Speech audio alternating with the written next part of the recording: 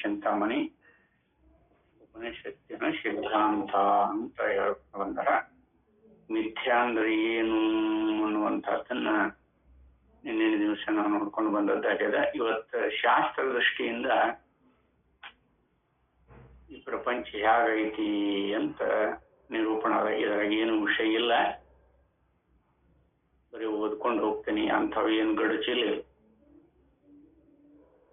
ಜಗತ್ತು ಸತ್ಯವೋ ಮಿಥ್ಯೆಯೋ ಎಂಬ ಪ್ರಶ್ನೆಯನ್ನು ತೆಗೆದು ಅದು ತನ್ನ ರೂಪದಿಂದ ಮಿಥ್ಯೆ, ಬ್ರಹ್ಮ ರೂಪದಿಂದ ಸತ್ಯ ಎಂದು ತಿಳಿಸಿಕೊಟ್ಟದ್ದಾಗಿದೆ. ಈ ಜಗತ್ತು ನಾಮ ರೂಪ ಕರ್ಮ ಇವುಗಳ ರೂಪದಿಂದ ವಿಂಗಡವಾಗಿ ತೋರುತ್ತಿರುವುದು ನಾಮ ರೂಪ ಕರ್ಮ. ಇಲ್ಲಿ ತನ್ನ ರೂಪದಿಂದ ಮಿಥ್ಯ, ಬ್ರಹ್ಮ ರೂಪ ಸತ್ಯ ಅಂತ ಹೇಳಿ ಸ್ವಲ್ಪ ಬಿಡಿಸ್ಕೊಂಡ್ಬಿಟ್ರೆ ಸಾಕು. ತನ್ನ ರೂಪದಿಂದ ಮಿಥ್ಯ ಅಂತಂದ್ರೆ ಇದು ನಾಮ ರೂಪಾದಿಗಳಿಂದ ಒಡಗೂಡಿ ತೋರುತ್ತಲ್ಲ, ಇದು ಲೋಕದೃಷ್ಟಿ. ಶಾಸ್ತ್ರ ದೃಷ್ಟಿ ಒಳಗೆ ಹೇಳ್ಬೇಕಾದಾಗ ಇದನ್ನ ಆ ರೂಪದೊಳಗೆ ಇಳ್ಕೊಂಡು ಬಂದಾರೆ. ಆದ್ದರಿಂದ ಇಲ್ಲಿ ಆದ್ರೆ ಅದ ನಾಮ ರೂಪಗಳನ್ನ ಬ್ರಹ್ಮ ರೂಪದಿಂದ ನೋಡಿದ್ರೆ ಅದ ಸತ್ಯ ಅಂತ ತೋರುತ್ತೆ. ಇದನ್ನ ಬಿಟ್ರೆ ಮತ್ತೇನು ಇಲ್ಲ. ಇದು ಒಂದೇ ವಾಕ್ಯ. ಅದು ತೋರುವಾಗನು ಬ್ರಹ್ಮಗೆ ಇರ್ತದ. ನಾಮ ರೂಪಾದಿಗಳು ಲೋಕದೃಷ್ಟಿಯಿಂದ ನಮ್ಮ ವ್ಯವಹಾರದೊಳಗೆ ಬಹಳ ಅಂಟಿಕೊಂಡಿರ್ತೀವಿ. ಅದಕ್ಕೆ ಅದು ಮಿಥ್ಯಾಗಿದ್ರು ನಾಮ ರೂಪ ಕರ್ಮ ಆ ರೂಪದಿಂದ ನೋಡಿದೀವಿ ಅಂದ್ರೆ ಅದು ಮಿಥ್ಯಾ ರೂಪದೊಳಗನ ಅನುಭವಕ್ಕೆ ಬರ್ತದೆ. ಅದನ್ನ ಶಾಸ್ತ್ರ ದೃಷ್ಟಿಯಿಂದ ಹಿಂದೂ ಹೇಳ್ಕೊಂಡು ಬಂದಾರೆ. ಇದೆಲ್ಲ ಚೈತನ್ಯದ ತಪ್ಪು ತಿಳುವಳಿಕೆಯಿಂದ ಆಗಿರೋದು, ಆತ್ಮ ಚೈತನ್ಯದ ತಪ್ಪು ತಿಳುವಳಿಕೆಯಿಂದ ಆಗಿರೋದು. ಇದೆಲ್ಲವೂ ಆಭಾಸ ರೂಪದಿಂದನೇ ಇದ್ದುಕೊಂಡೈತಿ ಅಂತ ಹಿಂದನೇ ಹೇಳ್ಕೊಂಡ್ ಬಂದಾರ. ಅದು ಶಾಸ್ತ್ರ ದೃಷ್ಟಿ. ಹಾಗೆ ನೋಡಿದಾಗ ಅದು ಬ್ರಹ್ಮ ಒಂದು ಸತ್ಯ, ಬ್ರಹ್ಮದಿಂದನ ಸತ್ಯ. ಅದು ಬ್ರಹ್ಮ ರೂಪದಿಂದನ ತೋರ್ತಿರ್ತೈತಿ, ಮತ್ತೊಂದು ರೂಪದಿಂದ ತೋರುವುದಿಲ್ಲ ಅಂತ ಅಲ್ಲಿ ನಿಶ್ಚಯ ಆಗೈತಲ್ಲ. ಅದನ್ನ ನೆನಪಿಸಿಕೊಂಡ್ರೆ ಸಾಕು. ಇನ್ನ ಜಗತ್ತು ನಾಮ ರೂಪ ಕರ್ಮ ಇವುಗಳ ರೂಪದಿಂದ ವಿಂಗಡವಾಗಿ ತೋರುತ್ತಿರುವುದು. ಇದು ಗಡಿಗೆ ಎಂದು ಒಂದಾನೊಂದು ಹೆಸರನ್ನು ಉಪಯೋಗಿಸುವುದು. ಆ ಹೆಸರು ಒಂದಾನೊಂದು ರೂಪವನ್ನು ತಿಳಿಸುತ್ತದೆ. ಆ ರೂಪದ ವಸ್ತುವಿನಲ್ಲಿ ಒಂದು ಕ್ರಿಯೆಯು ಕಾಣುತ್ತದೆ. ಗಡಿಗೆ, ಮಡಿಕೆ, ಕುಡಿಕೆ, ಶ್ರಾವೆ, ಕಂದಲು ಇವೆಲ್ಲವೂ ಮಣ್ಣಿನಿಂದಾದ ಪಾತ್ರೆಗಳು. ಈ ಗಡಿಗೆ ಮುಂತಾದ ಹೆಸರಿನ ಆಯಾ ರೂಪದ ಪಾತ್ರೆಗಳು ಆಯಾ ಕೆಲಸಕ್ಕೆ ಬರುತ್ತವೆ. ಆದ್ದರಿಂದ ಅವು ಬೇರೆ ಬೇರೆಯ ಪದಾರ್ಥಗಳೆಂದು ನಾವು ವಿವರಿಸಿರುವೆವು. ಆದರೆ ಆ ಹೆಸರು, ಆಕಾರ, ಕೆಲಸ ಎಂಬಿವುಗಳ ಕಡೆಗೆ ಲಕ್ಷ್ಯವಿಡದೆ, ಆ ಹೆಸರು, ಆಕಾರ, ಕೆಲಸ ಎಂಬಿವುಗಳ ಕಡೆಗೆ ಲಕ್ಷ್ಯವಿಡದೆ ಅವುಗಳಿಗೆ ಉಪಾದಾನವಾಗಿರುವ ವಸ್ತುವನ್ನು ನೋಡಿದರೆ ಗಡಿಗೆ, ಮಡಿಕೆ, ಕುಡಿಕೆ, ಶ್ರಾವೆ, ಕಂದಲು ಎಲ್ಲವೂ ಮಣ್ಣಿಗಿಂತ ಬೇರೆಯಾಗಿ ಸ್ವತಂತ್ರವಾಗಿರುವ ಗಡಿಗೆ, ಮಡಿಕೆ ಮುಂತಾದ ಪದಾರ್ಥಗಳು ಇಲ್ಲವೇ ಇಲ್ಲ.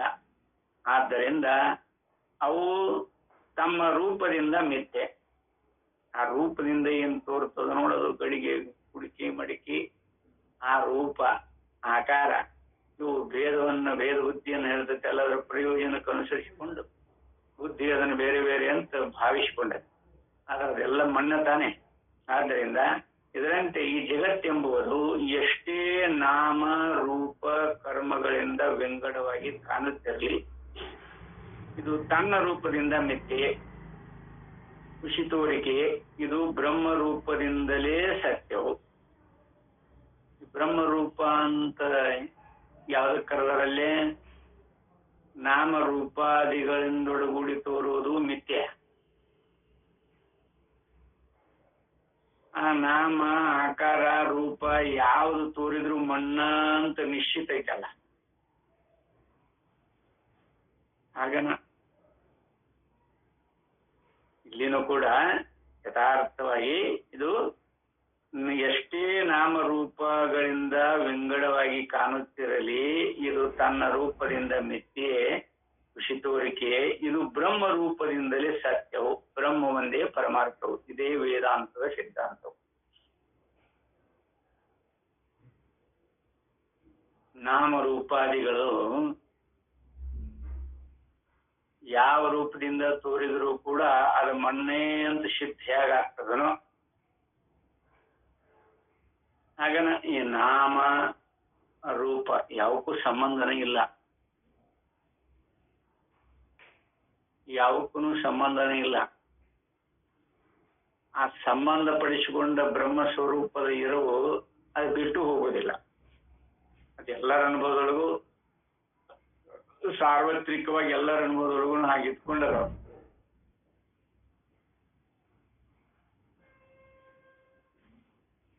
ಈಗ ಸಾಮಾನ್ಯವಾಗಿ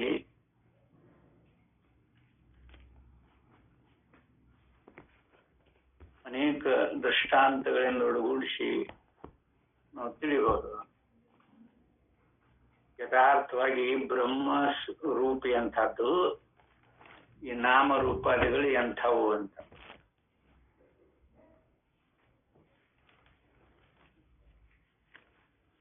ಅವಾಗ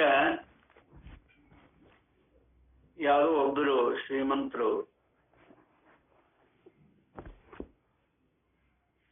ಮುರಳೀಧರ ಅಂತ ಅವ್ರ ಹೆಸರು, ಅವ್ರ ಆಸ್ಪತ್ರೆಗೆ ಹಾರ್ಟ್ ಅಟ್ಯಾಕ್ ಆಗಿ ತೀರ್ಕೋತಾರ. ದೊಡ್ಡ ಮನುಷ್ಯರು ಎಲ್ಲರೂ ಸಂಸ್ಕಾರಕ್ಕೆ ಹೋಗ್ಬೇಕಂತ ಎಲ್ಲರೂ ಅವ್ರ ಮನೆ ಮುಂದೆ ಕೂತಿರ್ತಾರ. ಒಬ್ಬ ಬೇರೆ ಕಡೆ ಹೋಗಿರ್ತಾನ, ಈ ಶವ ಬಂತನಂತ. ಮುರಳೀಧರ ಸಾವ್ಕಾರ ಅವ್ರನ್ನ ತಂದ್ರನ ಅನ್ನೋದಿಲ್ಲ. ಅಲ್ಲೇ ಆ ಚೈತನ್ಯಕ್ಕನ ಮುರಳೀಧರ ಅಂತ ನಾಮಕರಣ ಮಾಡ್ಕೊಂಡಾರ. ಆ ಚೈತನ್ಯ ಬಿಟ್ಟು ಹೋಯ್ತು ಅಂದ್ರ ನೋಡಲಿ, ಆ ಚೈತನ್ಯ ವ್ಯವಹಾರದೊಳಗಿದ್ದಾಗ ಆ ಪ್ರಾಣಕ್ಕನ ಈ ಕರೆದಾರಲ್ಲ,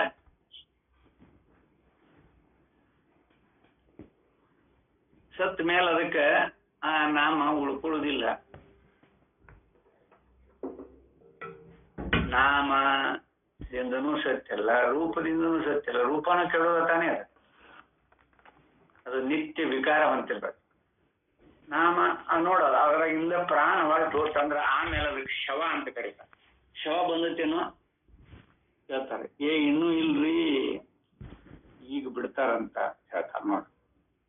ಹಾಗಾದ ಯಥಾರ್ಥವಾಗಿ ನಾವು ಪರಮಾರ್ಥದ ಜೊತೆಯಲ್ಲೇನ ಹುಟ್ಟಿ ಪರಮಾರ್ಥದ ಜೊತೆಯಲ್ಲೇನೆ ಇರ್ತು ಆ ಚೈತನ್ಯದ ಜೊತೆ ಸಂಬಂಧನೇ ಇರ್ತದೆ. ನಮ್ಗೆ ಅದು ಗೊತ್ತಾಗೋದಿಲ್ಲ. ಅದರೊಳಗ ಹುಟ್ಟಿ ಅದನ್ನ ಆಶ್ರಯಿಸ್ಕೊಂಡಿದ್ದು ಕೊನೆಗೆ ಅದರಾಗ ಸೇರ್ಕೊತೇವೆ. ಅದ್ರ ನಡುವೆ ನಾಮ ರೂಪ ಕರ್ಮ ಕ್ರಿಯೆ ಇಂತಿಂತ ಕರ್ಮ ಮಾಡ್ತಾರ, ಇಂತಿಂತ ಕೆಲಸದೊಳಗಿದ್ದಾರೆ ಅವ್ರ ಅಂತ ಹೇಳ್ತೇವೆ ನಾವು. ಇವೆಲ್ಲ ಬರೀ ಅವಿದ್ಯಾ ದೃಷ್ಟಿಯಿಂದನೇ. ಇದು ಯಾವುದೂ ಸತ್ಯ ಅಲ್ಲ, ಬರೀ ಮಿಥ್ಯ ಅಷ್ಟು ತಿಳ್ಕೊಂಡ್ರೆ ಸಾಕು. ಆದ್ರೆ ಆ ಬ್ರಹ್ಮ ರೂಪ ಮಾತ್ರ ಅದೆಂದು ವಿಕಾರ ಆಗುವುದಿಲ್ಲ. ಅದೆಲ್ಲಿ ಗಮನಾಗಮನಗಳಿಲ್ಲದ್ರಾಗ ಅದಿರುವಂಗ ಇರ್ತತಿ ಅಂತ ತಿಳ್ಕೊಂಡ್ರೆ ಸಾಕು. ಆದ್ದರಿಂದ ಆದ್ರೆ ನಾವು ಎಷ್ಟೇ ವೇದಾಂತ ಶ್ರವಣವನ್ನು ಮಾಡಿದ್ವಿ ನಮಗೆ ನಾಮ ರೂಪ ಕರ್ಮ ದೃಷ್ಟಿಯೇ ಪ್ರಬಲವಾಗಿರುತ್ತದೆ. ಗೊತ್ತಿಲ್ಲ ನಾವು ಈ ನಾಮ ರೂಪ ಕರ್ಮಗಳಲ್ಲಿ ತೊಡಗಿಬಿಡ್ತೇವೆ. ಅಷ್ಟು ಪ್ರಬಲವಾಗಿ ನಮ್ಮನ್ನದು ಹಿಡ್ಕೊಂಡ್ಬಿಟ್ಟಾರ. ಅದು ಹಿಡ್ಕೊಂಡಿಲ್ಲ, ನಾವು ಹಿಡ್ಕೊಂಡಿವಿ, ಅದರ ಮೇಲೆ ಹಾಕ್ತೀವಿ. ಆದ್ದರಿಂದ ಇಲ್ಲೇ ವ್ಯವಹಾರದಲ್ಲಿ ಆಯಾ ಹೆಸರಿನ ಪದಾರ್ಥಗಳನ್ನು ಅವುಗಳ ರೂಪ ಕರ್ಮಗಳಿಂದ ಬೇರೆ ಬೇರೆ ಎಂದು ತಿಳಿದುಕೊಂಡಿರುವುದಲ್ಲದೆ ಅವು ಪರಮಾರ್ಥವಾಗಿಯೂ ಇರುವೆಂದೇ ಭಾವಿಸಿಕೊಂಡಿರುವವು. ಅವು ನಿಜವಾಗಿನೂ ಪರಮಾರ್ಥ ದೃಷ್ಟಿಯಿಂದನೂ ಅದಾವು ಅಂತ ಭಾವಿಸಿಕೊಂಡಿವೆ. ಇದು ಲೋಕ ರೂಢಿ. ಗೊತ್ತದ, ಎಲ್ಲರಿಗೂ ಗೊತ್ತದ, ಯಾವುದು ಶಾಶ್ವತ ಅಲ್ಲ, ಇದು ವಿಕಾರ ರೂಪದಿಂದ ಐತಿ, ಯಾರೊಬ್ರು ಇರುವುದಿಲ್ಲ, ಬಿಟ್ಟು ಹೋಗೋರು ಅಂತನೂ ಗೊತ್ತದ. ಆದ್ರೂ ನಾವು ಪರಮಾರ್ಥವಾಗಿ ನಿಜ ಅಂತ ತಿಳ್ಕೊಂಡೇವೆ. ಇದೆಲ್ಲ ಹಸುರೂಪದಿಂದ ಒಡಗೂಡಿ ಯಾರಿಗೆ ಈ ಪ್ರಪಂಚ ಅನುಭವ ಹೊಂದಿರ್ತೈತಿ ನೋಡ್ರಿ, ಅವರಿಗೆ ನಾಮ ರೂಪ ಕರ್ಮಾದಿಗಳ ಸತ್ಯ ಅಲ್ಲ ಅಂತ ಅನುಭವ ಹೊಂದಿರ್ತದೆ. ಅವನು ವಿಚಲಿತ ಆಗುದಿಲ್ಲ. ಹಿಂಗೆ ಹೇಳ್ಕೊಂಬಂದಾರ, ಆತ್ಮ ಚೈತನ್ಯದ ಆಭಾಸ ರೂಪದಿಂದ ಒಡಗೂಡಿನ ಪ್ರಪಂಚ ಅಂತ. ಅದನ್ನ ಯಾರಿಗೆ ನಿಶ್ಚಿತ ಆಗಿರ್ತೈತಿ ಅವ್ರಿಗೆ ಯಾವ ವಿಚಲಿತತೆ ಬರುವುದಿಲ್ಲ. ಅವ್ರ ಮನಸ್ಸು ಯಾವಾಗಲೂ ಚಂಚಲ ಆಗುದಿಲ್ಲ. ಇದು ಆಭಾಸ ರೂಪದಿಂದ ತೋರುದಪ್ಪ. ಅದು ತೋರುವಾಗ ಇದೆ ಅಂತ ಭಾವನೆ ಬರುದು ಸತ್ಯನ, ಆದ್ರೆ ಅದು ಆಭಾಸ.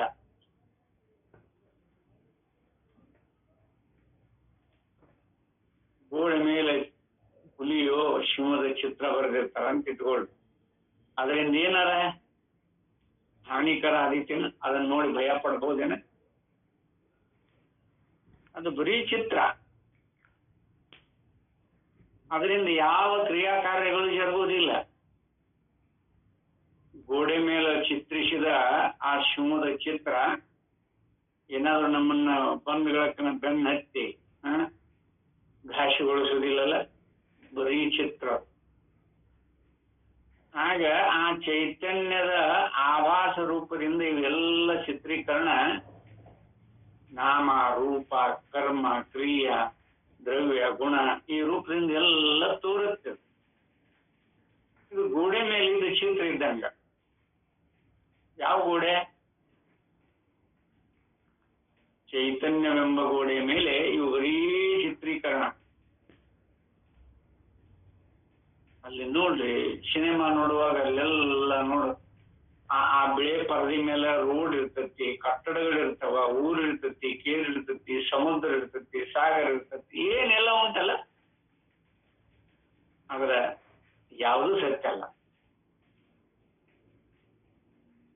ಆ ಆರ್ಕಲೈಟ್ ಪ್ರಕಾಶದೊಳಗ ಈ ಚಿತ್ರಗಳೆಲ್ಲವೂ ಆ ಆರ್ಕಲೈಟಿಗಾರ ಅಂಟ್ಕೊಂಡಿರ್ತಾವ. ನೀವು ಅದಕ್ಕೂ ಅಂಟಿಕೊಂಡಿಲ್ಲ, ಬಿಳಿ ಪರದಿಗೂ ಅಂಟಿಕೊಂಡಿಲ್ಲ. ಹಾಗನ ಈ ನಾಮ ರೂಪದಿಂದ ಒಡಗೂಡಿರೋ ಪ್ರಪಂಚ ಯಾವುದು ಸತ್ಯ ಅಲ್ಲ. ಇದು ಸಿನಿಮಾದಂಗ ನೋಡಿ ಇದ್ದು ಹೋಲಿಕ್ ಬಂದೇವೆ ನಾವು. ಇದು ಒಂದು ರೀತಿ ಸಿನಿಮಾ. ಅದ್ರಾಗ ಕುಶಲಮತಿಗಳು ಇದ ಪ್ರಪಂಚವನ್ನ ವಿವಿಧ ರೂಪದೊಳಗೆ ಬಳಸಿಕೊಂಡು ಖ್ಯಾತಿ ಲಾಭ ಪೂಜೆ ಎಲ್ಲ ಮಾಡ್ಕೊಂಡಿರ್ತಾರೆ. ಬಳಸಿಗಳು ಕಲಾ ಗೊತ್ತಿರೋರು.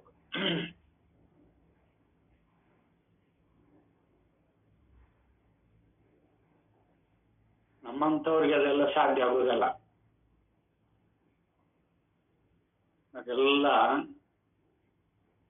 ವಿಶೇಷ ವಾಕ್ಚಾತುರ್ಯತೆ ಅನ್ರಿ, ಗ್ರಾಮ್ಯ ಭಾಷೆದೊಳಗೆ ಬಂಡವಾಯಿ ಅನ್ರಿ, ಹೀಗಿದ್ದವರಿಗೆ ಸಾಧ್ಯ ಅದಲ್ಲ.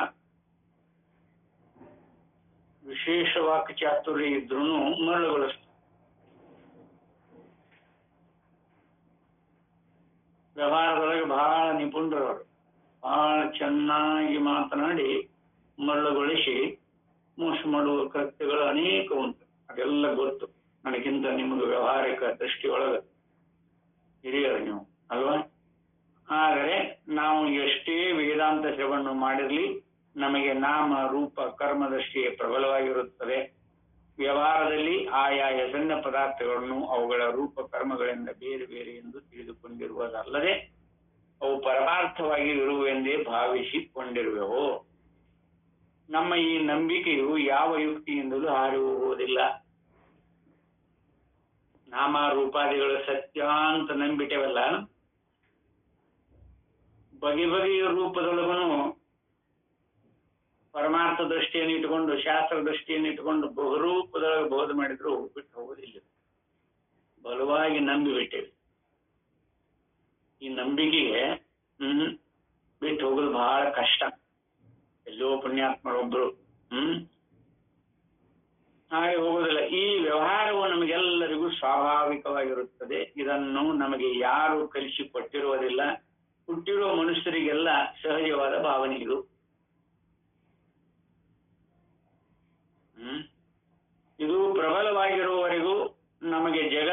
ತನ್ನ ರೂಪದಿಂದಲೂ ಸತ್ಯವೇ ಎಂದು ನಮ್ಮ ಬುದ್ಧಿಯು ಪಟ್ಟು ಹಿಡಿದುಕೊಂಡಿರುತ್ತದೆ. ಒಂದು ದೃಷ್ಟಾಂತ ಕೊಡ್ತಾರೆ ನೋಡ್ರಿ. ಇದು ನಡೆದ ಘಟನೆ ಆಗಿರ್ತದ ನೋಡ್ರಿ. ಕುಶಲಮತಿಗಳು ಯಾರ್ಯಾರು ರೀತಿ ಈ ಪ್ರಪಂಚವನ್ನು ಬಳಸ್ಕೊತಾರ ಅನ್ನೋದಕ್ಕೆ ಬಹಳ ಬೆಸ್ಟ್ ಉದಾಹರಣೆ. ಕುಶಲಮತಿಗಳು ಬರ್ಲಿನ್ ನಗರದಲ್ಲಿ ಒಬ್ಬ ಕಳ್ಳನು ಹೇಗೋ ಕೆಲವು ಕೃತಕವಾದ ಕಾಗದ ಪತ್ರಗಳ ಆಧಾರದಿಂದ ಕೆಳಕೋರ್ಟಿನ ಜಡ್ಜಿಯಾಗಿ ಬಿಟ್ಟಿದ್ದನಂತೆ. ಡುಪ್ಲಿಕೇಟ್ ಸರ್ಟಿಫಿಕೇಟ್ ಎಲ್ಲಗಳನ್ನ ಮಾಡಿಕೊಂಡು ನೋಡ ಏನಾಗಿದ್ದ, ಕೆಳಕೋರ್ಟಿನ ಜಡ್ಜಿಯಾಗಿದ್ದ. ಅವನು ಕಳ್ಳನೇ ಎಂದು ಪತ್ತೆ ಹಚ್ಚಿ ಅವನಿಗೆ ಸಜಾ ಹಾಕಿಸುವುದರೊಳಗಾಗಿ ಅವನು 7,000 ಮೊಕದ್ದಮೆಗಳನ್ನು ಫೈಸಲು ಮಾಡಿದ್ದನಂತೆ. ನೋಡ 7,000 ಮೊಕದ್ದಮೆಗಳನ್ನ ಖುಲಾಸ್ ಮಾಡಿದ್ದ. ತನ್ನ ಜೊತೆಗಾರನಾದ ಒಬ್ಬ ಕೈದಿಯನ್ನು 15,000 ರೂಪಾಯಿಗಳಷ್ಟು ಲಂಚವನ್ನು ತೆಗೆದುಕೊಂಡು ಖುಲಾಸೆ ಮಾಡಿಸಿದ್ದನಂತೆ. ಅವನು ಕಳ್ಳನೇ ಎಂದು ಗೊತ್ತಾದಾಗ ಆವರೆಗೆ ಅವನಿಗೆ 14 ಸಲ ಸಜೆ ಆಗಿತ್ತೆಂದು ತಿಳಿದು ಬಂದಂತೆ. ನೋಡ, ಅವನಿಗೆ 14 ಸಲ ಜಡ್ಜಿ ಆಗೋದಕ್ಕಿಂತ ಮುಂಚೆ ಕಳ್ಳ, ಅವಾಗ 14 ಸರಿ ಕಳ್ಳತನದ ಅಪರಾಧದ ಮೇಲೆ ಸಜಾ ಆಗಿರ್ತಾನೆ. 14 ಸರಿ, ಒಂದ್ ಸಲ ಅಲ್ಲ. ಅಂಥ ನಕಲಿ ಕೃತಕವಾಗಿರುವಂತ ಕಾಗದ ಪತ್ರಗಳನ್ನು ಸೃಷ್ಟಿ ಮಾಡಿ ಅವಾಗ ಜಡ್ಜಿ ಅಂತ ಹೇಳಿ ಅಪಾಯಿಂಟ್ಮೆಂಟ್ ತಗೊಂಡು ನೋಡಿ ಹೇಗಾಗ 7,000 ಮೊಕದ್ದಮೆಗಳನ್ನು ನೋಡು, ಒಂದಲ್ಲ ಎರಡಲ್ಲ. ಸರ್ಕಾರ ಏನ್ ಮಾಡಿದ್ದಿತ್ತು, ಸರ್ಕಾರ ನೌಕರ, ಅವಂಗ ಪಗಾರ ವಗೇರೆ ಎಲ್ಲ ಆಗ್ಯದ. ಹೇಗಾಗಿರ್ಬೇಕು ನೋಡ್ರಿ, ಹೇಗಿರ್ತಾವ. ಆಗಿತ್ತೆಂದು ತಿಳಿದು ಬಂತಂತೆ. ಈ ದೃಷ್ಟಾಂತದಲ್ಲಿ ಅವನು ಜಡ್ಜಿಯಾಗಿದ್ದದ್ದು ಸತ್ಯವೋ ಮಿಥ್ಯೆಯೋ? ನಾಮ ರೂಪ ಕರ್ಮಗಳ ದೃಷ್ಟಿಯಿಂದ ನೋಡಿದರೆ ಅವನ ತೀರ್ಮಾನಗಳೆಲ್ಲವೂ ಸತ್ಯವೇ ಆಗಿದ್ದವು. ಏಕೆಂದರೆ ಅವನು ಅಪರಾಧಿಗಳೆಂದು ತೀರ್ಪಿತ್ತವರಿಗೆ ಆದ ದಂಡವನ್ನು ಅವರು ನಿಜವಾಗಿ ಅನುಭವಿಸಿದರು. ಅವ ಜಡ್ಜಿಗಾನ ನೋಡ, ಆ ಅಪರಾಧಿಗಳಿಗೆ ತೀರ್ಪು ಕೊಟ್ಟ ಅಂದ್ರ ಅದನ್ನ ಅವ್ರು ಅನುಭವಿಸ್ಯಾರಲ್ಲ, ಅದು ನಿಜವಾಗಿ ಅನುಭವಿಸ್ಯಾರ ಪಾಪ. ಅದು ಸುಳ್ಳನ್ನಾಕ್ ಬರ್ತದೇನು? ಅವನು ನಿರಪರಾಧಿಗಳೆಂದು ನಿಶ್ಚಯಿಸಿದವರನ್ನು ಪೊಲೀಸಿನವರು ಬಿಟ್ಟು ಬಿಟ್ಟರು. ಅವನು ಯಾರಿಗೆ ಯಾರು ನಷ್ಟವನ್ನು ಕೊಡಬೇಕೆಂದು ನಿರ್ಣಯಿಸಿದನು ಅವರವರು ಹಾಗೆ ಕೊಟ್ಟರು. ಸರ್ಕಾರದವರು ಕೂಡ ಅವರಿಗೆ ಅವನು ಮಾಡಿದ ಕಾರ್ಯಭಾಗವು ಸರಿಯೆಂದೇ ಒಪ್ಪಿಕೊಂಡರು. ಜಡ್ಜ್ ಅಂತ ಸರ್ಕಾರದವರು ಕೂಡ ಒಪ್ಪಿಕೊಂಡಿದ್ರು ಆ ಕ್ರಿಯಾ ನಡೆಯುವ. ಆದ್ರೇನು, ಸರಿಯಾಗಿ ವಿಚಾರ ಮಾಡಿದ ಮೇಲೆ ಅವನು ಜಡ್ಜಿಯಾಗಿದ್ದದ್ದು ಹುಷಿಯೆಂದೇ ಆಯಿತು. ಅವನ ಮಾತುಗಳೆಲ್ಲ ಸಟೆಯೆಂದೇ ಆದವು. ಕೊನೆಗೆ ಅವನಿಗೂ ಶಿಕ್ಷೆಯಾಯಿತು. ಬರ್ಲಿನ್ ನಗರದೊಳಗ ನೋಡ, ಆ ಸರ್ಕಾರ ಈ ನಕಲಿ ಕಾಗದ ಪತ್ರಗಳನ್ನ ಸೃಷ್ಟಿ ಮಾಡಿಕೊಂಡು ಹಿಂಗ ಕುಶಲಮತಿಗಳು ಏನೇನೋ ಮಾಡ್ಕೊಂಡ್ ಬರ್ತಾರ.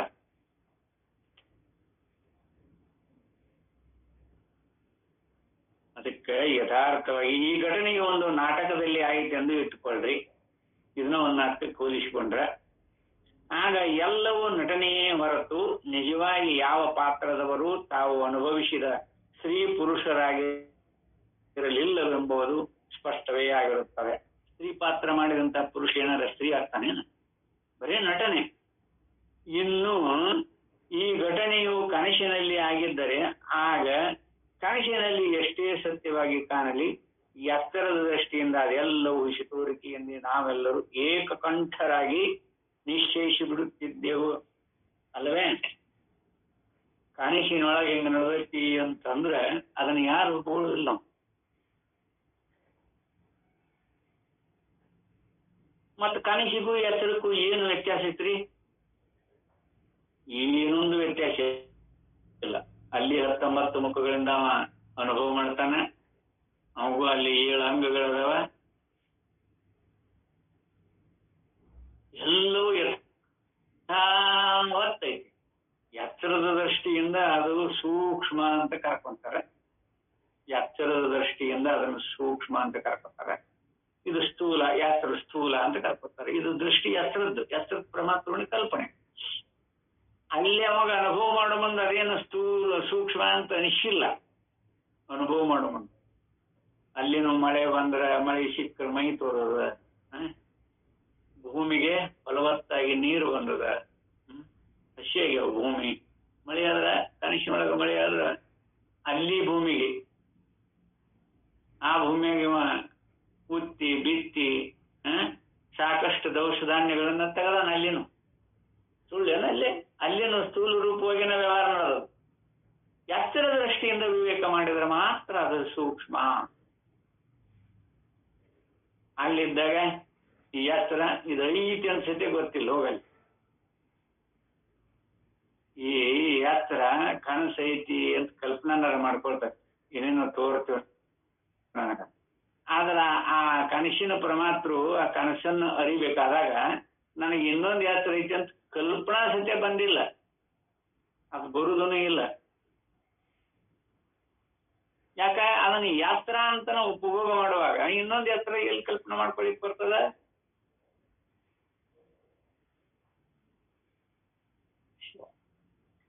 ಆದ್ದರಿಂದ ಹಾಗೆ ಎಚ್ಚರದ ದೃಷ್ಟಿಯಿಂದ ಅದೆಲ್ಲವೂ ವಶಿತೋರಿಕೆಯಂದೇ ನಾವೆಲ್ಲರೂ ಏಕಕಂಠರಾಗಿ ನಿಶ್ಚಯಿಸಿ ಬಿಡುತ್ತಿದ್ದೆವು ಅಲ್ಲವೇ? ಜಗತ್ತಿನಲ್ಲಿ ನಾವು ವ್ಯವಹಾರಕ್ಕೆ ಬಳಸುವ ಚೇತನ ಅಚೇತನ ವಸ್ತುಗಳೆಲ್ಲವೂ ಹೀಗೆ ಇರುತ್ತವೆ. ನಾಟಕ ಕಾಲದಲ್ಲಿ ಅಥವಾ ಕನಸಿನ ಕಾಲದಲ್ಲಿ ಕಂಡ ಆಯಾ ದೃಶ್ಯಗಳು ಎಷ್ಟೇ ಸತ್ಯವಾಗಿ ಕಂಡರೂ ಪರಮಾರ್ಥವಾಗಿ ಅವು ಇರಲಿಲ್ಲವೆಂದು ಬರೀ ತೋರಿಕೆಯೆಂದು ನಾವು ನಿರ್ಣಯಿಸುವಂತೆ ಈ ಜಗತ್ತೆಲ್ಲವೂ ಅಂದ್ರೆ ಎತ್ತರದ ಜಗತ್ತೆಲ್ಲವೂ ಬರೀ ಹುಸಿ ತೋರಿಕೆ ಎಂದು ಪೂರ್ಣ ದೃಷ್ಟಿಯಿಂದ ನೋಡಿದಾಗ ನಿರ್ಣಯಿಸಿ ಬಿಡಬಹುದು. ಪೂರ್ಣ ದೃಷ್ಟಿ ಬಂದ್ರೆ ಹೆಚ್ಚಿತ್ತು ಹೋಗ್ತದ ಅಂತ ಹೇಳ್ತಾರೆ ನೋಡಿ. ಸ್ವಾಭಾವಿಕವಾದ ಅಪೂರ್ಣ ದೃಷ್ಟಿಯಿಂದ ನಾವು ನೋಡಿದಾಗ ಕಾಣುವ ಜಗತ್ತು ಮಿಥ್ಯೆ ಎಂದರೆ ಬರೀ ತೋರಿಕೆ, ನಿಜವಾಗಿ ಅದು ಹಾಗಿರುವುದಿಲ್ಲ. ಆದರೆ ವೇದಾಂತ ಶಾಸ್ತ್ರದಲ್ಲಿ ಹೇಳಿರುವ ಪೂರ್ಣ ದೃಷ್ಟಿಯಿಂದ ನೋಡಿದಾಗ ಅದೆಲ್ಲವೂ ಪರಮಾರ್ಥವಾದ ಬ್ರಹ್ಮವೇ ಆಗಿರುತ್ತದೆ. ಈ ತಾರತಮ್ಯವನ್ನು ತಿಳಿಸುವುದಕ್ಕಾಗಿ ವೇದಾಂತಿಗಳು ಲೋಕದೃಷ್ಟಿ ಶಾಸ್ತ್ರದೃಷ್ಟಿ ಎಂದು 2 ದೃಷ್ಟಿಗಳನ್ನು ವಿಂಗಡಿಸಿ ಉಪದೇಶಿಸಿರುತ್ತಾರೆ.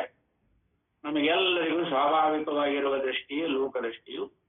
ಈ ದೃಷ್ಟಿಯಿಂದಲೇ ಜಗತ್ತು ನಿಜವಾಗಿಯೂ ನಾಮ ರೂಪ ಕರ್ಮಗಳಿಂದ ಕೂಡಿದ್ದಾಗಿರುವುದೆಂದು ಕಾಣುವುದು. ಇದರಲ್ಲಿ ಅನೇಕ ಕರ್ತೃ ಭೋಕ್ತೃಗಳು ಇರುವಂತೆ ಕಾಣುತ್ತಿರುವರು. ಆ ಜೀವರುಗಳು ಬೇರೆ ಬೇರೆಯ ಕಾರಕಗಳನ್ನು ಉಪಯೋಗಿಸಿಕೊಂಡು ಬೇರೆ ಬೇರೆ ಕ್ರಿಯೆಗಳನ್ನು ಮಾಡುತ್ತಿರುವಂತೆ ಕಾಣುತ್ತಿರುವುದು. ಈ ಕ್ರಿಯೆಗಳಿಂದ ತತ್ಕಾಲದಲ್ಲಿ ತಕ್ಕ ದೇಶದಲ್ಲಿ ಆಯಾ ಕ್ರಿಯೆಗೆ ಅನುರೂಪವಾದ ಫಲವನ್ನು ಅವರು ಅನುಭವಿಸುತ್ತಿರುವಂತೆ ಕಾಣುವುದು. ಇದು ಲೋಕದೃಷ್ಟಿ. ಆದರೆ ಶಾಸ್ತ್ರದಿಂದ ದೃಷ್ಟಿಯಿಂದ ನೋಡಿದರೋ ಎಂದರೆ ಬ್ರಹ್ಮವು ಅಥವಾ ಪರಮಾತ್ಮನು ಸತ್ಯ ಜ್ಞಾನಾನಂತ ಸ್ವರೂಪನು, ನಿತ್ಯಾನಂದನು, ಕೂಟಸ್ಥನು, ಅದ್ವಿತೀಯನು ಆಗಿರುತ್ತಾನೆ. ಅವನೊಬ್ಬನೇ ಪರಮಾರ್ಥವು. ಅವನನ್ನು ಬಿಟ್ಟರೆ ಮಿಕ್ಕ ಜೀವರುಗಳಾಗಲಿ ಅಚೇತನ ವಸ್ತುಗಳಾಗಲಿ ಇರುವುದೇ ಇಲ್ಲ. ಅವುಗಳೆಲ್ಲ ಮಾಯೆಯಲ್ಲಿ ಅಥವಾ ಕನಸಿನಲ್ಲಿ ಕಾಣುವ ಪದಾರ್ಥಗಳಂತೆ ತತ್ಕಾಲಕ್ಕೆ ಮಾತ್ರ ತೋರುವವುಗಳಾಗಿರುತ್ತವೆ. ಒಬ್ಬನೇ ಮಾಯಾವಿಯು ಅನೇಕ ಪ್ರಕಾರದ ಜನರಾಗಿಯೂ ಪ್ರಾಣಿಗಳಾಗಿಯೂ ವಸ್ತುಗಳಾಗಿಯೂ ತನ್ನ ಮಾಯಾ ಪ್ರಭಾವದಿಂದ ತೋರಿಕೊಳ್ಳುವಂತೆಯೋ ನಮ್ಮಲ್ಲಿ ಪ್ರತಿಯೊಬ್ಬರೂ ತಾವು ಒಬ್ಬರೇ ಇದ್ದರೂ ಕನಸಿನಲ್ಲಿ ನಿಜವಾದ ಪ್ರಪಂಚವೊಂದನ್ನೇ ಕಂಡು ಅಲ್ಲಿ ತಾವು ಮತ್ತೊಬ್ಬರು ಎಂಬ ವಿಭಾಗವನ್ನು ಬಗೆ ಬಗೆಯ ದೃಶ್ಯಗಳನ್ನು ಕಂಡು ಸುಖ ದುಃಖಗಳನ್ನು ಅನುಭವಿಸುವಂತೆ ತೋರಿಕೊಳ್ಳುವಂತೆ ಇಡೀ ಜಗತ್ತೇ ಆ ಪರಮಾತ್ಮನಲ್ಲಿ ತೋರಿಕೊಳ್ಳುತ್ತಿರುವುದು. ಆ ದೃಷ್ಟಿಯಿಂದ ನೋಡುವಾಗ ಜಗತ್ತು ಪರಮಾತ್ಮನಿಂದಲೇ ಬಂದು ತೋರಿಕೊಳ್ಳುತ್ತಿರುವುದು, ತೋರುವಾಗ ಪರಮಾತ್ಮನ ಆಧಾರದಿಂದಲೇ ತೋರಿಕೊಳ್ಳುತ್ತಿರುವುದು, ಮರೆಯಾದಾಗ ಪರಮಾತ್ಮನಲ್ಲಿ ಅಡಕವಾಗುತ್ತಿರುವುದು. ನಿಜವಾಗಿ ಪರಮಾತ್ಮನೇ ಎಲ್ಲವೂ ಆಗಿರುತ್ತಾನೆ, ಪರಮಾತ್ಮನಿಗಿಂತ ಬೇರೆ ಯಾವುದೊಂದು ಇಲ್ಲವೇ ಇಲ್ಲ. ಇದನ್ನ ಹಿಂದೆ ಅನೇಕ ಸಲ ಹೇಳ್ಕೊಂಡು ಬಂದಾರ. ಏನು ಬಹಳ ವಿಶೇಷವಾಗಿರುವಂತಹ ವಿಚಾರ ಇಲ್ಲ. ಶಾಸ್ತ್ರದೃಷ್ಟಿ ಎಂಬುದು ಯಾವುದೋ ಒಂದು ವಿಶೇಷ ದೃಷ್ಟಿ ಎಂದು, ಯಾವುದೋ ಒಂದು ಕಾಲದ ಕೆಲವು ಮಹಾವೀರರಾದ ತಪಸ್ಸಿದ್ಧರಿಗೆ ಮಾತ್ರವೇ ಸಾಧ್ಯವಾಯಿತೆಂದು, ಈಗಿನವರಾದ ನಮ್ಮಂಥವರಿಗೆ ಅದು ತಕ್ಕದ್ದೆಂದು ಭಾವಿಸಬಾರದು. ಈಗ ಎದುರಿಸುದು ಬಹಳ ಎಲ್ಲರೂ ನಮ್ಮಂಥವ್ರ ಸ್ವತ್ತೇನು, ಅದು ಅವ್ರ ಸ್ವತ್ತು, ಶಾಸ್ತ್ರಕ್ಕೆ ಹೋಗ್ತಾನೆ ನೋಡವ. ಯಥಾರ್ಥವಾಗಿ ಹಿಂಗೆ ಎದುರಿಸೋರು ಬಹಳ ಮಂದಿ. ಅದಕ್ಕೆ ಇಲ್ಲಿ ಮಹಾವೀರರಾದ ತಪಸ್ಸಿದ್ಧರಿಗೆ ಮಾತ್ರವೇ ಸಾಧ್ಯವೆಂದಾಯಿತು. ಈಗಿನವರಾದ ನಮ್ಮಂಥವರಿಗೆ ಅದು ದಕ್ಕದ್ದೆಂದು ಭಾವಿಸಬಾರದು. ಎಡಗಡೆಗೆ ತಿರುಗಿದ್ದ ಕತ್ತನ್ನು ಬಲಗಡೆಗೆ ತಿರುಗಿಸುವುದು ಎಷ್ಟು ಸುಲಭವೋ, ಹಿಂಗಿದ್ದ ಕತ್ತು ಹಿಂಗೆ ತಿರುಗಿಸುವುದು ಎಷ್ಟು ಸುಲಭವೋ, ಮತ್ತು ಹಾಗೆ ತಿರುಗಿಸುವುದು ಅರೋಗರಾದ ಮನುಷ್ಯರಿಗೆಲ್ಲ ಹೇಗೆ ಸಾಧ್ಯವೋ ಹಾಗೆ ಲೋಕದೃಷ್ಟಿಯನ್ನು ಬಿಟ್ಟು ಶಾಸ್ತ್ರ ದೃಷ್ಟಿಯನ್ನು ಅವಲಂಬಿಸುವುದು ಅಷ್ಟೇ ಸುಲಭ, ಅಷ್ಟೇ ಸಾಧ್ಯ. ಅಸಾಧ್ಯ ಇದು, ಇದನ್ನ ಬಿಟ್ಟು ಹೋಗುದು ಯಾಕೆ ಸಾಧ್ಯ ಅಂತ ಎಷ್ಟೋ ಜನ ಇದನ್ನ ಅಂತ ಹೇಳ್ತಾರೆ. ಗಟ್ಟಿ ಸಂಸಾರ ಗಟ್ಟಿ ಹಿಡ್ಕೊಂಡತಿ, ನಮ್ಮನ್ನ ಬಿಡವಲ್ತ್ರಿ, ಆತು ಈತು ನೀವು ಹಚ್ಕೊಂಡಾನ ಅವ್ ಹಿಡ್ಕೊಂಡವು. ಅದಕ್ಕೆ ಅದು ಅತ್ಯಂತ ಸುಲಭ ಅಂತ ಅನುಭವಿಗಳ ಅಭಿಪ್ರಾಯ. ಸಂಸಾರ ಬಿಡುವುದೇನು ಏನು ದೊಡ್ಡ ಕಷ್ಟ ಏನಲ್ಲ. ಇವಾಗ ಇಚ್ಛಾ ಇರ್ಬೇಕು ಕಷ್ಟ, ಬಹಳ ಪ್ರಾಮುಖ್ಯವಾಗಿ ಇವಾಗ ಇಚ್ಛಾ ಇರ್ಬೇಕು. ಆದ್ದರಿಂದ ಅಷ್ಟೇ ಸುಲಭ, ಅಷ್ಟೇ ಸಾಧ್ಯ. ಸರಿಯಾದ ಕ್ರಮದಲ್ಲಿ ಪ್ರಯತ್ನವನ್ನು ಮಾಡಿದರೆ ನಾವೆಲ್ಲರೂ ಒಂದಲ್ಲ ಒಂದು ಕಾಲಕ್ಕೆ ಆ ದೃಷ್ಟಿಯನ್ನು ಸಂಪಾದಿಸಿಕೊಳ್ಳಬಹುದು. ಇನ್ನು ಶಾಸ್ತ್ರದೃಷ್ಟಿಯ ಅವಲಂಬನೆ. ಶಾಸ್ತ್ರದೃಷ್ಟಿಯ ಅವಲಂಬನೆ ಲೋಕದೃಷ್ಟಿ, ಶಾಸ್ತ್ರದೃಷ್ಟಿ ಅಥವಾ ಎರಡು ದೃಷ್ಟಿಗಳು ಉಂಟು. ಲೋಕದಲ್ಲಿ ಎಂದರೆ ಎಲ್ಲಾ ಜನರು ಸ್ವಾಭಾವಿಕವಾಗಿ ಅವಲಂಬಿಸಿರುವ ದೃಷ್ಟಿ, ಇದು ಲೋಕದೃಷ್ಟಿ. ಇಂದ್ರಿಯಗಳು ನನ್ನವು, ದೇಹವು ನಾನು ಎಂಬ ಅಭಿಪ್ರಾಯವು ನಮಗೆಲ್ಲರಿಗೂ ಯಾರೂ ಕಲಿಸದೆ ಬಂದಿರುತ್ತದೆ. ನಾನು ಅನ್ನೋದನ್ನ ಯಾವ್ದಾರ ಕ್ಲಾಸ್ ಹಾಕಿ ಕಲಿಸ್ಯಾರೇನ? ನಾನು ಅನ್ನೋದನ್ನ ಏನಿಲ್ಲ, ಇದು ಪರಿಸರನ ಕಲಿಸ್ಕೊಂಡು ಬಂದದ್ದು. ಇದೆಲ್ಲ ಹಿಂದೆ ಹೇಳ್ಕೊಂಡ ಬಂದದ್ದ, ಇದ್ರೊಳಗೆ ಯಾವ ವಿಷಯ ಇಲ್ಲ. ದೇಹವು ನಾನು ಎಂಬ ಅಭಿಪ್ರಾಯವು ನಮಗೆಲ್ಲರಿಗೂ ಯಾರೂ ಕಲಿಸದೆ ಬಂದಿರುತ್ತದೆ. ನಮಗೆಲ್ಲ ಇಂದ್ರಿಯಗಳ ಪ್ರಮಾಣಗಳು ಎಂದರೆ ನಿಜವನ್ನು ತಿಳಿಸುವ ಸಾಧನಗಳು. ಇಂದ್ರಿಯಗಳು ತಿಳಿಸಿದ್ದನ್ನು ನಿಜವೆನ್ನುವರು ನಾವು. ಇಂದ್ರಿಯ ಏನು ತಿಳಿಸ್ತದ ಅದು ನಿಜ ಅಂತ ಹೊರಟುತ್ತೆ. ಇಂದ್ರಿಯಗಳು ತೋರಿಸಿದ ಪದಾರ್ಥಗಳಿಂದ ನಾವು ಕಲ್ಪಿಸಿಕೊಂಡ ಪದಾರ್ಥಗಳನ್ನು ನಿಜವೆಂದೇ ನಂಬುವೆವು. ಉದಾಹರಣೆಗೆ, ನಾಗರ ಹಾವು ಕಚ್ಚಿದರೆ ವಿಷದಿಂದ ಸಾಯುತ್ತಾರೆ ಎಂದು ನಮಗೆ ಇಂದ್ರಿಯಗಳು ತಿಳಿಸಿಕೊಳ್ಳುತ್ತವೆ. ಆದ್ದರಿಂದ ದೂರಕ್ಕೆ ನಾಗರ ಹಾವಿನ ಆಕಾರದ ಪ್ರಾಣಿಯನ್ನು ಕಂಡರೆ ಕೂಡಲೇ ಅಂಜಿಕೆಯಿಂದ ಇತ್ತ ಸರಿಯುವುದು. ಇದು ನಾಗರ ಹಾವು, ಆದ್ದರಿಂದ ಇದು ಕಚ್ಚಿದರೆ ವಿಷದಿಂದ ಸತ್ತೇನು ಎಂಬ ಕಲ್ಪನೆಯೇ ಇದಕ್ಕೆ ಕಾರಣ. ಇಂದ್ರಿಯಗಳಿಂದ ನೇರಾಗಿ ಕಂಡುಕೊಂಡದ್ದು ಪ್ರತ್ಯಕ್ಷ ಜ್ಞಾನವು ಅವುಗಳ ತೋರಿಸಿದ ಗುರುತುಗಳಿಂದ ನಾವೇ ಕಲಿಸಿದ್ದು ಅನುಮಿತವು. ಹೀಗೆ ಲೋಕದಲ್ಲಿ ಪ್ರತ್ಯಕ್ಷ, ಅನುಮಾನ ಎಂಬ ಎರಡು ಪ್ರಮಾಣಗಳು ವ್ಯವಹಾರಕ್ಕೆ ಸಾಧನವಾಗಿರುತ್ತವೆ. ಪ್ರತ್ಯಕ್ಷ ಮತ್ತು ಅನುಮಾನ. ಲೋಕದೃಷ್ಟಿಯಿಂದ ಕೆಲವು ವೇಳೆ ನಾವು ಮೋಸ ಹೋದದ್ದು ಉಂಟು. ಉದಾಹರಣೆಗೆ, ದೂರದಲ್ಲಿ ನಸುಗತ್ತಲೆಯಲ್ಲಿ ಕಂಡ ನಾಗರ ಹಾವಿನಾಕಾರದ ವಸ್ತು ಹಾವೇ ಎಂದು ಕಲ್ಪಿಸಿಕೊಂಡು ನಾವು ಹೆದರಿಕೆಯಿಂದ ನಡೆಗಿದ್ದು ಉಂಟು, ಓಡಿದ್ದು ಉಂಟು. ಆದರೆ ದೀಪವನ್ನು ತಂದು ನೋಡಿದಾಗ ಅದು ಒಂದು ಹಗ್ಗವೆಂದು ತಿಳಿದಾಗ ನಮ್ಮ ಅಂಜಿಕೆಗೆ ನಾವೇ ನಾಚಿಕೆ ಪಟ್ಟಿರುತ್ತೇವೆ.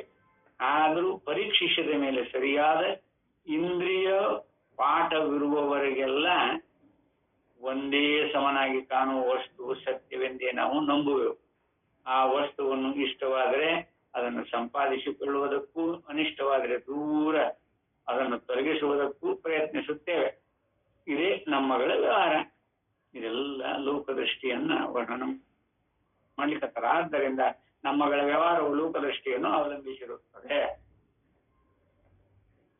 ಅಂದರೆ ವೇದಾಂತದಲ್ಲಿ ಇನ್ನೊಂದು ದೃಷ್ಟಿಯನ್ನು ವರ್ಣಿಸಿರುತ್ತದೆ. ಅದಕ್ಕೆ ಶಾಸ್ತ್ರದೃಷ್ಟಿ ಎಂಬ ಹೆಸರನ್ನು ವೇದಾಂತಿಗಳು ಕೊಟ್ಟಿರುತ್ತಾರೆ. ಶಾಸ್ತ್ರದೃಷ್ಟಿಯು ಪರಮಾರ್ಥವನ್ನು ತತ್ವವು ಇದ್ದಂತೆ ಅದನ್ನು ತಿಳಿಸುವ ದೃಷ್ಟಿ ಎಂದು ಅವರು ಹೇಳುತ್ತಿರುತ್ತಾರೆ.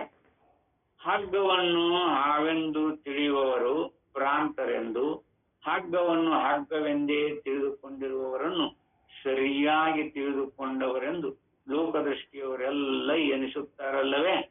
ಹಾಗೆ ಪರಮಾರ್ಥದ ವಿಷಯಕ್ಕೆ ಲೋಕದೃಷ್ಟಿಯವರೆಲ್ಲ ಭ್ರಾಂತರಾಗಿರುವರೆಂದು, ಶಾಸ್ತ್ರದೃಷ್ಟಿಯವರು ಮಾತ್ರ ಸರಿಯಾದ ತಿಳುವಳಿಕೆ ಉಳ್ಳವರೆಂದು ವೇದಾಂತಿಗಳು ಎನಿಸುತ್ತಾರೆ.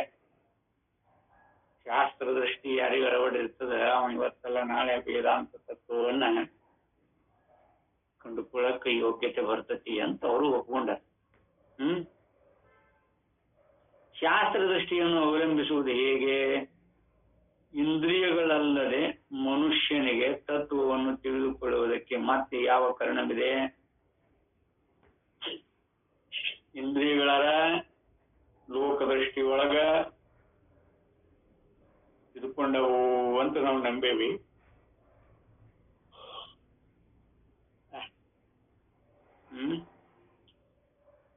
ಆದ್ರೆ ಇಂದ್ರಿಯಗಳಿಲ್ಲದೆ ಮನುಷ್ಯನಿಗೆ ತತ್ವವನ್ನು ತಿಳಿದುಕೊಳ್ಳುವುದಕ್ಕೆ ಮತ್ತೆ ಯಾವ ಕಾರಣವಿದೆ? ಇಂದ್ರಿಯಗಳು ತೋರಿಸದೇ ಇರುವ ಅಥವಾ ಇಂದ್ರಿಯಗಳ ಆಧಾರದಿಂದ ನಾವು ಊಹಿಸಿ ಅರಿಯದೇ ಇರುವ ಯಾವ ಪದಾರ್ಥವು ತಾನೇ ಎಲ್ಲಿದ್ದೀತು, ಅದನ್ನು ಯಾರು ಹೇಗೆ ಅರಿತುಕೊಂಡಾರು ಎಂದು ಕೆಲವರು ಆಶ್ಚರ್ಯವನ್ನು ತೋರಿಸುತ್ತಾರೆ. ಆದರೆ ಇಲ್ಲೊಂದು ರಹಸ್ಯವಿದೆ.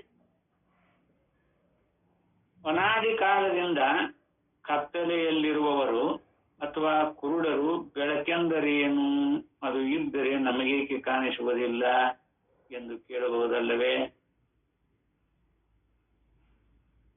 ಅವರು ಕತ್ತಲೆಯಲ್ಲಿರುವವರೆಗೂ ಅಥವಾ ಅವರ ಕಣ್ಣಿನಲ್ಲಿ ಕೊರತೆ ಇರುವವರೆಗೂ ಅವರಿಗೆ ಹೇಗೆ ಬೆಳಕಿನ ಜ್ಞಾನವಾಗಲಾರದು, ಹಾಗೆಯೇ ಇಂದ್ರಿಯಗಳ ಉಪಯೋಗದಿಂದಲೇ ವ್ಯವಹರಿಸುತ್ತಿರುವವರಿಗೆ ಶಾಸ್ತ್ರ ದೃಷ್ಟಿಯು ಅಥವಾ ಅದರಿಂದ ತೋರಿ ಬರುವ ಪರಮಾರ್ಥದ ಕನಸು ಕೂಡ ಆಗುವ ಹಾಗಿಲ್ಲ. ಇದು ಸ್ವಾಭಾವಿಕವಾಗಿ ನೋಡು. ಇಂದ್ರಿಯಾದಿಗಳು ನಮ್ಮನ್ನು ಯಾರು ಬಂಧಿಸ್ತಾವ ಅಂತೇಳಿ.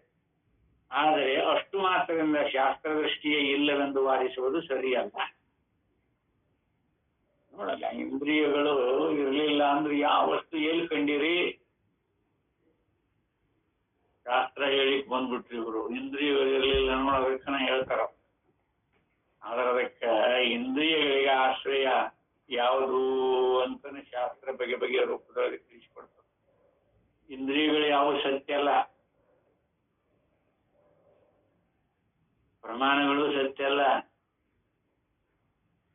ಇವಕ್ಕೆಲ್ಲವಕ್ಕೂ ಆಶ್ರಯವಾಗಿರ್ತದೆ ನೋಡು. ಅದು ವ್ಯವಹಾರ ದೃಷ್ಟಿಯೊಳಗೆ, ಲೌಕಿಕ ದೃಷ್ಟಿಯೊಳಗ ಇವುಗಳ ಅವಶ್ಯಕತೆ ಅದ ಇಲ್ಲ ಅಂತಲ್ಲ.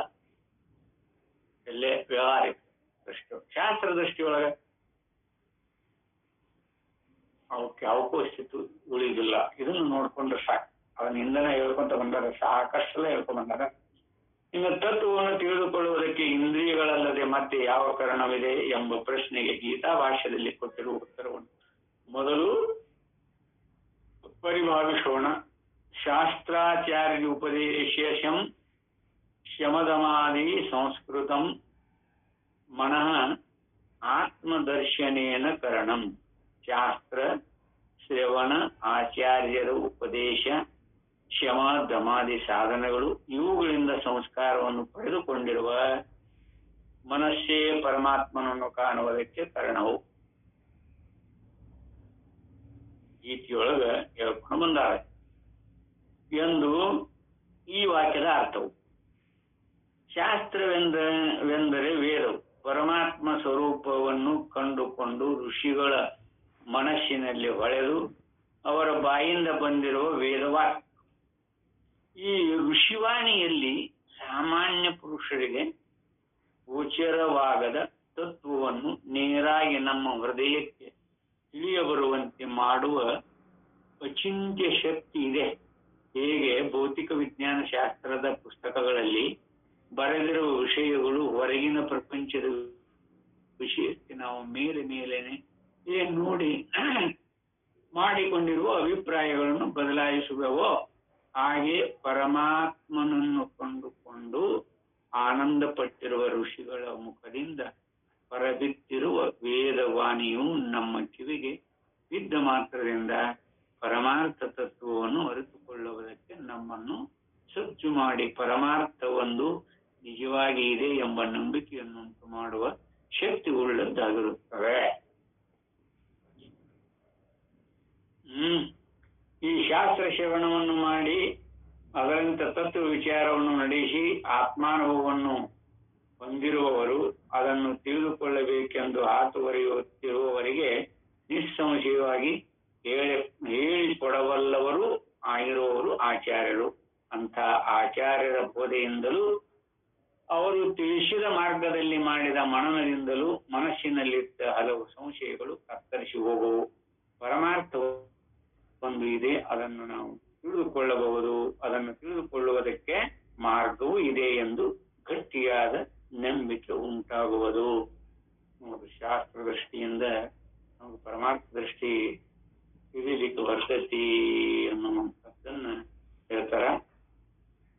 ಇನ್ನ ಹೀಗೆ ಶಾಸ್ತ್ರಾಚಾರ್ಯರ ಬೋಧೆಯು ನಮ್ಮ ಮೇಲೆ ಪರಿಣಾಮವನ್ನು ಉಂಟು ಮಾಡಬೇಕಾದರೆ ಮೊದಲು ನಾವು ಹೊರಗಿನ ದೃಷ್ಟಿಯಾದ ಲೋಕದೃಷ್ಟಿಯಲ್ಲಿ ಸ್ವಲ್ಪ ಮಟ್ಟಿಗಾದರೂ ಅವಿಶ್ವಾಸ ಉಳ್ಳವರಾಗಿರಬೇಕು. ಯಾರಪ್ಪ ಬಿಡವರು ಲೋಕದೃಷ್ಟಿಯೊಳಗಿರುವಂತಹದ್ದನ್ನು ಬಿಡವರು? ಸುಮ್ಮನೆ ಹಂಗ ಶಾಸ್ತ್ರದೊಳಗಂಗ ಹೇಳ್ಕೊಂಡು ಬಂದಾರ. ಯಾರು ಬಿಟ್ಟಿಲ್ಲ. ಇಂದ್ರಿಯಗಳ ತಿಳುವಳಿಕೆಗೆ ಎಲ್ಲೇ ಕಟ್ಟಿ ಇದೆ ಎಂದು ಅವು ವಸ್ತುಗಳನ್ನು ಇಡಿಯಾಗಿ ತಿಳಿಸದೆ ಶಬ್ದ, ಸ್ಪರ್ಶ, ರೂಪ, ರಸ, ಗಂಧ ಎಂದು ಒಡೆದೊಡೆದು ತಿಳಿಸುವ ಕೊರತೆಗಳವಾಗಿವೆ ಎಂದು ಆ ಇಂದ್ರಿಯಗಳ ಬೆನ್ನಂಟಿದ ಮನಸ್ಸು ಎಷ್ಟೋ ಸಲ ಮೋಸ ಹೋಗಿರುವುದೆಂದು ಮನನಗಂಡಿರಬೇಕು. ಹೊರಗಿನ ವಸ್ತುಗಳು ನಿಜವಾಗಿ ಎಲ್ಲವೂ ಕಾರ್ಯವೇ ಆಗಿದ್ದರೂ ಅವುಗಳಲ್ಲಿ ಒಂದಕ್ಕೊಂದು ಕಾರ್ಯಕಾರಣ ಭಾವವನ್ನು ಕಲ್ಪಿಸಿಕೊಂಡು ಒಗೆದಾಡುತ್ತಿರುವ ಅನುಮಾನ ಪ್ರಮಾಣವು ತತ್ವ ನಿರ್ಧಾರಕ್ಕೆ ಸಾಲದೆಂಬ ನಿಶ್ಚಯವನ್ನು ಮಾಡಿಕೊಂಡಿರಬೇಕು. ಇಷ್ಟೇ ಅಲ್ಲ, ಮನುಷ್ಯನಿಗೆ ಅತ್ಯಂತ ಅವಶ್ಯವಾಗಿ ಬೇಕಾಗಿರುವ ಶಾಂತಿ ಸುಖಗಳು ಯಾವ ಇಂದ್ರಿಯ ಜ್ಞಾನದ ಮೂಲಕವೂ ದಕ್ಕುವ ಹಾಗಿಲ್ಲವೆಂಬುದನ್ನು ಚೆನ್ನಾಗಿ ಮನದಟ್ಟು ಮಾಡಿಕೊಂಡಿರಬೇಕು. ಇದೆಲ್ಲ ಅನೇಕ ದೃಷ್ಟಾಂತಗಳನ್ನು ಹೇಳ್ತಾರೆ. ರೂಪಕ್ಕೆ ಮರಳಾಗಿ ಪತಂಗನಾಶ ಆತಂತ. ನೋಡಲ್ಲ, ರೂಪಕ್ಕೆ ಮರಳಾಗಿ, ರುಚಿಗೆ ಮರಳಾಗಿ ಮೀನ ತನ್ನ ಪ್ರಾಣವನ್ನು ಕೊಡ್ತೇನೆ, ಎಲ್ಲ ಹೇಳ್ತಾರೆ. ನಾದಿನ ಸುಖಕ್ಕ ಹಾವು ಪುಂಗಿ ನಾದಿಗೆ ಮರಳಾಗಿ ನೋಡು, ಆ ಹಾವುಗಾಡಿನ ಕೈಯಾಗ ಶಕ್ತಿ. ಹಿಂಗ ಅನೇಕ ದೃಷ್ಟಿ. ಆದ್ರ ಇವು ಅಷ್ಟು ನಮ್ಮ ಹತ್ರ ಅದಾವಲ್ಲ. ನಮಗ ಒಬ್ಬೊಬ್ಬರಿಗೆ 5 ಮಂದಿ ಹೆಂಡ್ರು, ಎಲ್ಲಾ ಜೀವಿಗಳಿಗೂ 5 ಮಂದಿ ಹೆಂಡ್ರು ಅದಾರ. ಅವ್ರನ್ನ ಸಂಭಾಳಿಸೋದ್ರಾಗ ಅವಾಗ ದಶರಥಿಗೆ 3 ಮಂದಿ ಹೆಂಡ್ರಿದ್ದ ಅವಾಗ ರೋಗತಿ ಆತು. ನಿಮಗ 5 ಮಂದಿ ಹೆಂಡ್ರದಾರಲ್ಲಪ್ಪ, ಯಾಕೆ ಸಾಧನೆ ಮಾಡ್ತೀರಿ ನೀವು ಅಂತ ಕೇಳಿ.